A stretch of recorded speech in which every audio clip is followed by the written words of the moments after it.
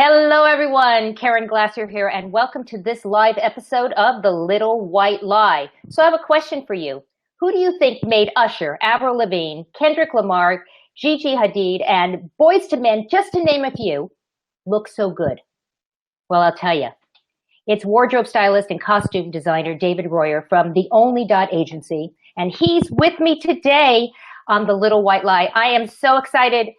David, how are you? Good morning. I'm Good afternoon. Good. Good Yeah, evening. good afternoon. I'm thrilled to be here. Thank you for having me on. I am so excited. I mean, I know that you use your keen sense of style to create looks and brands that feel natural and approachable, something that fans can aspire to while they're still maintaining, the larger than life essence that we crave from our artists and events. So I know you've dressed for people for the Grammys and for the Super Bowl and for the red carpet premieres. I mean, you just go on and on and on. I'm just delighted that you're taking time out of your very, very busy schedule to be here with us today. So tell me a little bit about your story. How did you end up becoming a stylist to the stars? Well, it's honestly, it all happened pretty organically. I started in a very small town. I was born in Los Angeles, but my parents moved me up to Oregon. So fashion wasn't exactly a giant industry in Central Point, Oregon, but it was something I've always loved, and I tried to find it any which way I possibly could. So when I finally got to university, we're skipping a big chunk here, I decided to study theater. And I loved acting, and I loved costume design. So when I graduated, the first place I wanted to go to was New York, sort of the mecca of it all in my eyes at that time. And it was very interesting because I didn't thrive in any one specific direction. And I was trying it all. I was doing little independent films, and I did a little bit of theater work. And then I knew a very big party promoter there. And she would ask me to make her different pieces. So when she would go out, people would be like, "Oh my God, what you're wearing is rad." So they would say, "Hey, would you make me something?" And I went, "Oh yeah, of course. That's great." So when I finally decided that, hey, this fashion thing might be worth a deeper look, I moved back to Los Angeles, popped into the retail market for a minute, ended up at Dior on Rodeo Drive, which is better than working at Macy's. So, but in that world, so funny. That is so. But in that world, I ended up meeting a lot of stylists and realized that this was not only an interesting, creative, dynamic career, but could be very, lucrative. Could be in terms of a lifelong career that I could do, till the day I die. So through people I knew, my partner being one of them, I ended up meeting a very, very well-known agent who handles stylists and hair and makeup artists and whatnot. He hooked me up with a few, tested so we could test the waters. Then he introduced me to a phenomenal stylist who became my mentor for almost 4 years. And I assisted and studied under her. And then it was just time. It just sort of organically happened. And within 1 month of me going out on my own, Usher's management called and said, "We really love David's work and we want to work with him." And that was literally right in the middle of the OMG period. And that which led into, like we were talking about, the AMAs, the Grammys, the Super Bowl halftime show. He wanted to go to Fashion Week in Paris, and it just kind of blew up from there. But it was pretty interesting that in essence, Usher was my first client. So let's talk about being thrown into the deep end. Poor you. Is that all I want to say? Poor you. Yeah. Poor you. How cool is that? How cool is that? But I know it's not just like an overnight sensation. You worked very, very hard to get where you are at, and you continue to work really, really hard as to where you are going. And that's one of the reasons why I really wanted to bring you on today, because I wanted to talk about aging and beauty. As I have been on this journey, I'm talking with my hands again, but as I've been on this journey, this little white lie journey, I always like to start the show by saying, hey guys, look at the grow out and look what's going on here, because this is what I'm embracing. I'm embracing my aging. I'm embracing my gray. I'm embracing everything about who I am. And that's why I wanted to bring you on, because back in the olden days when I was, a wee tot, Clairol used to really kind of guide people as to how their hair is supposed to look, right? They talked about, you're going to wash that gray right out of your hair. So do you think times are changing? Are we being told what to wear, how to act, how to dress? Or do you think that maybe things are starting to change a little bit? I think that things are starting to change more than just a little bit. I think there is a very large embracing of one's quote unquote natural state. Not in the sense of letting yourself go. There's very much something to be said for, taking care of your skin, taking care of your hair, right. Taking care of your insides and being healthy, but not being so preoccupied with covering up what is quote unquote considered a flaw. I find it bizarre that something as simple as going gray is almost treated like an ailment as opposed to just a natural process in life. Right. I'm bald, and I started going bald. I know, it's like, I try to, and that started in my 20s. I have friends who started going, very famous actors right now, young actors on very, very well-known shows that are still in their early 20s, and they're going gray. So, and there's this push for youth. And I think there's a place for it now, but I don't think it is as coveted as it used to be. Just to touch on that, I want to touch on that because I'm noticing a lot of young women who are coloring their hair white, silver, gray. What's with that? Is that a trend, or is that a sign of things to come?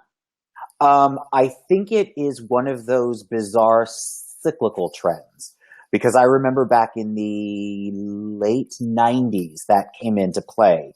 And I even did that to a friend of mine's hair, who had jet black hair at the time, and she wanted to be silver blonde or silver white. And I was like, great, let's do it. I think with the idea of what a woman should be and should look like is changing dramatically. And I think it's because women like you, which bravo, are embracing what is naturally happening. Because there is nothing wrong with it. It doesn't make you less intelligent. It doesn't make you less strong. It doesn't make you less assertive, or it's just simply a pigment change. So I think letting, and you take women, you look at older women like Helen Mirren or Judi Dench or, of those sorts, who haven't been plucked and pulled and they're stunning. You look at them because they're Curtis. Right. Jamie Lee Curtis. Yeah. She let it go gray a few years ago. Beautiful, beautiful women. And there's something I feel that is something not only women that would be considered their peers in age, but also younger women and even girls can see that and go, oh, the future isn't as terrifying. I don't have to live up to these impossible standards because, wow, look at what these women have become, and they look fantastic. So, the question then remains to be said then, are societal norms changing? Is media and entertainment, are they changing how society views aging, or not? Is this just a blip? Do you think that we can go backwards from this, or is it a positive thing we're going to move forward? Is societal norms, are they changing? I think they are changing. I think the norms in our society are moving. They're moving to a level of openness that I don't think we've really seen before. Before it was movements. There was, think about, early 20th century when all of a sudden women put on pants and it was revolutionary. Right. So now because I will say the younger generations and even, I think even the baby boomers at this moment in time, are embracing the fact that there are just so many options, so many states of being, and the young really embrace variety. Right. So they don't expect older people, quote unquote, to look a certain way anymore. The way things are even campaigned aren't the same anymore. And even fashion, even the upper echelon of fashion on runway, you're seeing people of size. You are seeing men and women with gray hair, with wrinkles. Right. So when you see the diversity and you see how amazing it can look, it actually, I feel like it adds, it enhances. So the norms, I don't think there's any such thing anymore. And there's no, honestly, because I just don't believe in the rules. Aside, honestly, I was going to say aside from like the hem of a pant, but even that has changed. Everything can be explored now. And we are in, for some, very scary times, but the basic level of the word exciting, we're in exciting times. Especially with the revolution of the woman. I believe the woman she is going to change the norm, and that's the royal she. Because whatever the woman does is going to dictate what the woman does.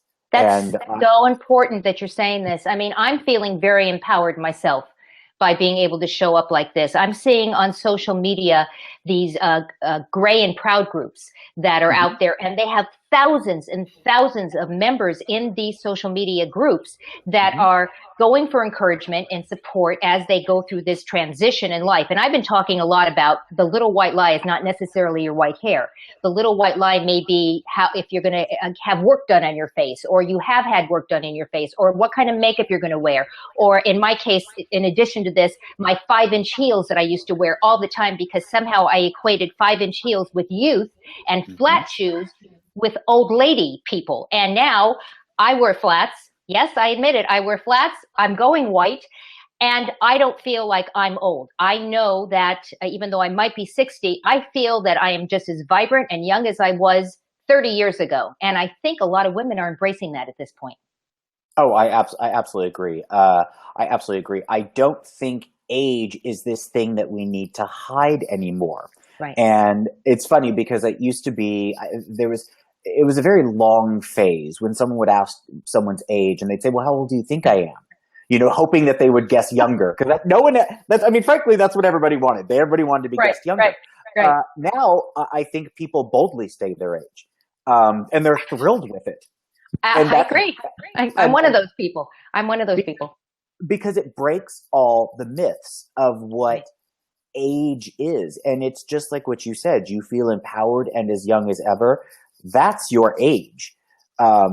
Frankly, I mean, we're not trees. You don't cut us in half and count the rings. It's just not that simple. God. I don't even want to know how many rings I have inside there. So let's say, I know we have a lot of viewers on. Thank you, viewers, by the way. We're putting some of your comments up here. What do we tell our viewers that are deciding whether they want to start taking this journey? They want to start showing up however they want to show up. And I'm not saying that by not coloring your hair or by coloring your hair, there's something wrong with you. However you decide you want to take this journey, what would you like our viewers to know about aging and beauty that might help the journey a little bit so it's not so painful? Because this can be painful in the beginning. What would you suggest to them? I would take it in stages, because there's no need to revolutionize yourself overnight. You want to be able to, I mean, people are constantly changing, whether we want to or not. And if you make small choices along the way, you're not going to look in the mirror and all of a sudden see a stranger. You're going to feel that you've grown in to this person organically. And it's not going to appear such a shock to yourself and those around you. Because the hardest part, I think, with making these kinds of decisions are all the questions. Yes. So just simply letting your hair grow out, or maybe not wearing as much makeup as you used to, or lowering the heel of your shoe, or simply just, changing some article that people associate that you always wore, that you're just like, you know what? I don't want to wear skirts anymore. I'm done. I really like my jeans and I want to wear my jeans. Something as simple as that, or taking the contacts out and embracing the fact that you wear glasses. There are just certain things that, but then they're the bold. Then they're the ones who said, hey, guess what? The gray's grown out a bit. I'm going to cut my hair super short. All the colors are going to be gone. I'm going to try a funky new do. And great. And more power to you. So there are no wrong choices in this regard that can't be corrected. Because, we're the little white lie. You try your glasses, you still don't like it, put your contacts back in. No big deal. Exactly. My hairdresser said, and that's what my hairdresser said to me. If you decide you don't like it, color it. Yeah. It's up to you. It's whatever makes you feel like the best you. It just has to feel organic and honest. It's very difficult to have a conversation with someone who feels that society has put something upon them and they appear as what they think they're expected to appear as. That becomes confusing. It doesn't, I don't think that shows, I don't question someone's integrity so much, but it does seem that there's a bit of insecurity. And you don't want, especially in business, you don't want to have to work with someone who you constantly have to reaffirm. And so like what you're doing, it's almost a badge of honor. And you're like, okay, here's a strong person. We can rumble with this person. That's fantastic. Yeah. And that's what I'm hoping for. That is actually what I'm hoping for. Yeah. I have a friend. She's currently, she has breast cancer. She just finished her chemo and she's about to have a double mastectomy. Now, of course, she's lost all her hair and she's about to spend some time without breasts. So when you talk about what it is to be a woman, she's completely embraced it. She wears a hat because it's been cold, but she wears her bald head, like it's a crown, and is not going to feel the need to wear big baggy sweatshirts to cover up the fact that she's going through something that women go through. Unfortunately. So it is, there's that honesty that I think is more, I don't know, it's almost like an open arms. I feel more drawn to people who are willing to just let themselves be the best that they are. I love your use of honesty in exchange for the word authenticity. Yeah. Because I think it really resonates with me, that the word honesty. And I want to ask our viewers, and whether you're watching now or on replay later on, I want to find out from you guys, do you follow fashion trends? Are you following fashion trends? So if the fashion out there is young people coloring their hair white or gray, are you going to go run out and do that too? Or if the fashion trend out there is to, wear a certain style or a certain kind of makeup, do you follow fashion trends? And make sure you post right there, right in the comments over there. I'd be curious to see what your answers are. We will report some of those answers later on. And we got John saying, nope, John does not follow at all. Well, John, high five for you. Okay. And I'm just going to start throwing some of these up here. We got Casey Eberhard. Hey, Casey. So you try to, and I know all of your really cool shoes is because of, it's because of David. over here. David is I know your personal stylist. He's awesome. And Casey, you're awesome too. So whether you're watching this right now or you watched this earlier, make sure you put your comment over there.